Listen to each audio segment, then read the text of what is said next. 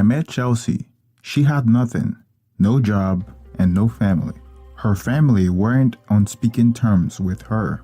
She was broken, mentally and physically, as lifeless as a human can be. She was suffering from depression. Justin, her boyfriend of 7 years, had ended their relationship. He promised the world to her, promised to marry her, and they would build a future together. She dropped out of school to move with him to his new job, much to the chagrin of her family. Throughout their relationship, he was very abusive, and at the end, broke her heart by getting married to his boss' daughter. Chelsea had their future laid out. They would get married, have kids, and live happily ever after. Now he was gone, leaving her with tears and shattered dreams. That didn't stop her from loving him through the heartbreak. She was still hoping that one day, Justin would do the right thing by returning back to her. While she waited for the return of Justin, I pursued her up and down, trying to win her over. She was a beautiful girl. How broken she was about the breakup spoke to how genuinely she loved, and I wanted that kind of love myself. I knew I could make her forget him. I knew if I tried harder, her mind would change and say yes to me. It wasn't easy to get her to see things my way. She never called me until I called her. It took me a year to get a call from her, but when she did, it was worth the wait. I remember how happy I was when I saw her call on my phone. She had never called me, so why is she calling me now? When I picked up, she said, "I called you to check up on you." For her to call and check up on me gave me hope that finally I was making inroads on her heart. Finally, reality had dawned on her that Justin wasn't coming back. She called because she had decided to pick up the pieces and move on with them. I was glad she thought of me when she thought of moving on. I asked Chelsea for a date on her birthday. After a little hesitation, she agreed. When I saw her that night, I could swear she was the most beautiful girl I've ever seen. I knew I wanted to spend the rest of my life with her. I proposed to her knowing this would be the first of many until she agreed.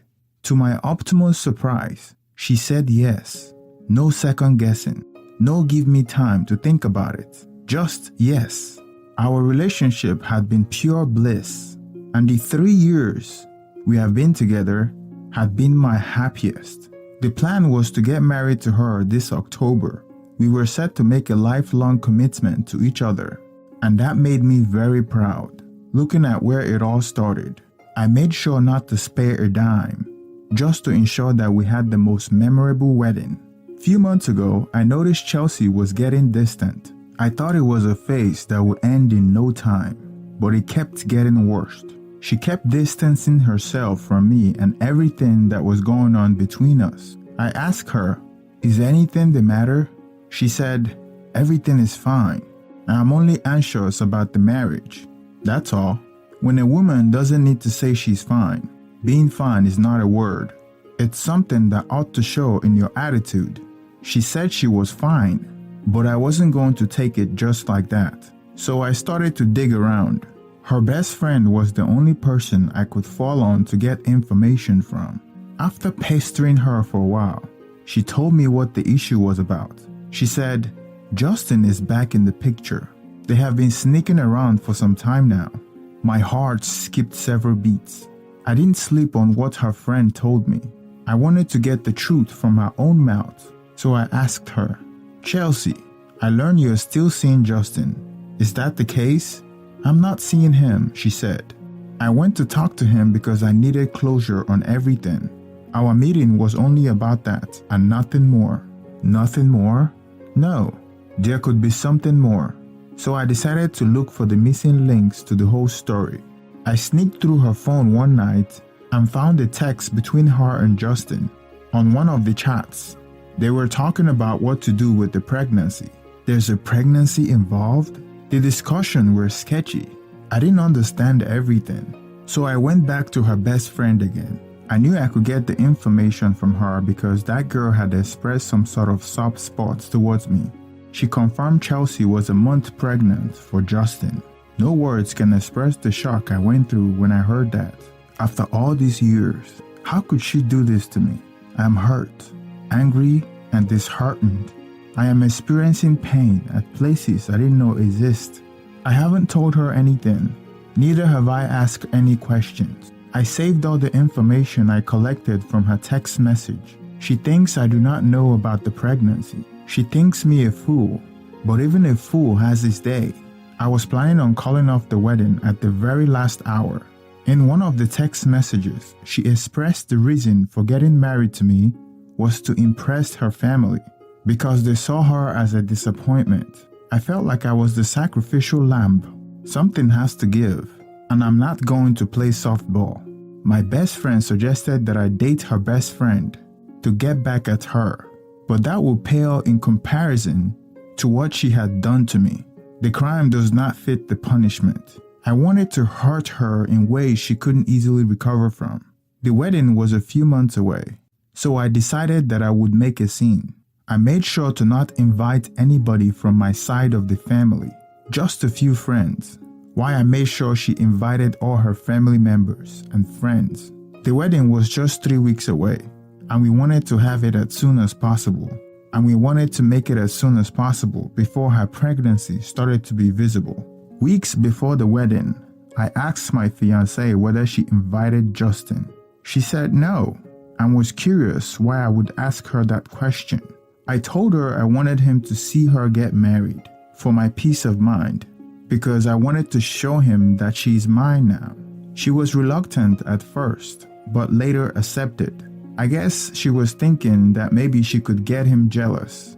I knew the reason she was going along with the marriage was because she wants someone to be the father of her unborn child. She wanted me to be there to hold her hands when she gave birth to another man's baby. She wanted to deceive me. On the day of the wedding, I was at the altar, watching as her father walked her in. She was the most beautiful woman I've ever seen. Looking at her father's face, I could see how proud he was. All her family and friends were there. Some of my friends were there, but none of my family members were told about the wedding. I have managed to hide my wedding plans from them. It was difficult, but I had to do it because I didn't want them to witness what I was about to do. I made sure to look through the crowd to see who was there. It was perfect. Justin was there with his now wife, whom she left my fiancé for. It was hard for me not to keep staring at his direction. He was chatting with his wife, as if he had done nothing wrong. He had impregnated the woman I love. I can't imagine how he could be so comfortable to allow another man to raise his own kid. The thought of that aggravated me the most. As my soon-to-be wife approached the altar with her father by her side, her pregnancy can be seen, slightly visible through her wedding dress. She had tried to force it in, but it was obvious that she was pregnant. Weeks before, she broke the news to me that she was pregnant, and I pretended to be happy because she claimed it was mine. When I saw her walking towards the altar, I couldn't help but shed tears of pain at the sight of her pregnancy. It was as if I was seeing it for the first time. The emotions that I've held for so long came out with vengeance. I was inconsolable. My heart broke for what I was about to do. People might see it as cruel. It will be all over the gossip column on the newspaper in town. But a man can only take so much. She owes me a debt, and it has to be paid accordingly. She approached me in the altar and wiped the tears off my eyes. The crowd was at awe, observing our chemistry, not knowing what was about to go down. My friend, whom was my best man at the wedding, helped me to set up an overhead projector in such a way that all the guests would see the projector screen. We set it up 2 nights before the wedding. What I was about to do was planned months ago when I opted to perform the ceremony on a party hall instead of a church. My soon-to-be wife fought me about it, but gave up when I insisted. I want to be able to be in control of the environment. When it came time to exchange vows, it's tradition for the man to go first. When the priest asked, "Do you take this woman to be your wife, to live together in holy matrimony, to love her, to honor her, to comfort her, and to keep her in sickness and in health, forsaking all others, for as long as you both shall live. I loudly said, I don't. I could hear the gasp in the crowd. The priest wanted me to repeat what I just said, like he didn't hear me the first time. My soon-to-be wife eyes were wide open, staring at me, like her eyes were about to fall out of the socket. I could hear a pin drop in between gasps. The silence was broken by the sound of the overhead projector screen being rolled down by my best friend, my best man. He was about to give everyone a presentation of her text conversation with her ex-boyfriend, Justin, the real father of her baby. As my best friend described my wayward wife's infidelity, she looked confused. I was so ashamed to look in her eyes. I was so embarrassed. I couldn't have pulled this off without my best friend. I think he enjoyed exposing her. I didn't wait till the end of the presentation. I couldn't bear it any longer. I walked down the altar and out of the hall. As everyone watched me, I could see everyone's jaw literally on the floor. My wayward fiancé was on her knees, crying when I left the hall. On her knees, where she belongs. She's a failure and a disappointment, and that is where she belongs. I am glad to announce that while I was outside the hall, Justin's wife came storming outside, heading to their car, while he chases behind her, begging her to stop. I have destroyed the relationship between Chelsea and her family, and Justin with his wife. I believe they deserve it, but deep inside, I don't feel any better. I feel hurt. I'm not getting any younger. I wish he had just cooperated and be faithful to me, because despite all that, I still love her. This is a prime example of what it looks like when a beta male gets entangled with an alpha widow. An alpha widow is a term used to describe a woman who holds attachment and still fixated on the man who had the most significant impact in her life. In this case, her ex-boyfriend of 7 years, who broke up with her and left her for a higher value woman. She couldn't get over Justin, whom she sees as a higher sexual value than the original poster. The original poster is her plan B and second option. She's willing to have him raise the alpha seed. It is obvious in this story who is the cheater and who is the simp. Although he came on top at the end, he still lost his time and money because he wasn't able to identify the red flags. There were many red flags that he should have recognized to know that she wasn't in love with him and didn't have genuine desire for him. In the story, the original poster mentioned that she had never called me, so why was she calling me now? When I picked up, she said, I called to check up on you. The real translation to this is that women always have their option open. There was a study done in 2019 that suggested that almost half of all women have a backup plan in place in the event of separation from their current partner. This is not to say that women are bad or women are evil. In fact, contrary to the case, it is important for her survival. More on that in later videos. The reason why she called him is to keep her backup plan in line. She have noticed that the original poster was about to lose interest in her and wasn't simping as before. So she called him to reignite his desire. Nowadays, so many beautiful women have male orbiters around them. They call them from time to time to give them compliments, attention, and money. Those are her plan B, C, and D options. After pursuing her for years, he finally asked her out on her birthday and she agreed. This is also a prime example of what they call one-nightists, which is an attraction towards a single potential partner to the exclusion of other partners. If he has been dating other women, he may have found someone that has genuine attraction for him. Instead, he waited in the wing as an orbiter, a beta male, and a plan B.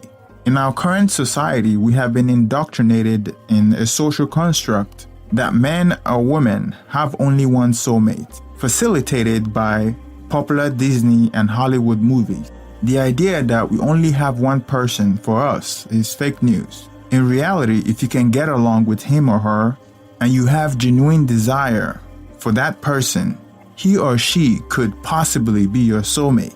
Our original poster wanted to spend the rest of his life with her, and he doesn't even know her that well. She has spent the better part of the years rejecting him. If you have been rejected by a woman for that long, even if she later accepts you, she would most likely be wearing the pants in the relationship. There is a fine line between being persistent and being a simp, and the original poster is knee-deep in the simp category. The only reason she accepted to be with the original poster in the first place was because the alpha male was unavailable. So she settled with the original poster. Now that the shepherd is home, the lost dog has now run back to the owner. Do not be the second option. Only go with a woman with genuine desire for you. She was doing what she needed to do for her survival, but ultimately it backfired on her and ended her cheating career. Goes without saying that the biggest loser in this story is ultimately the unborn child that will end up being raised in a single parent's home.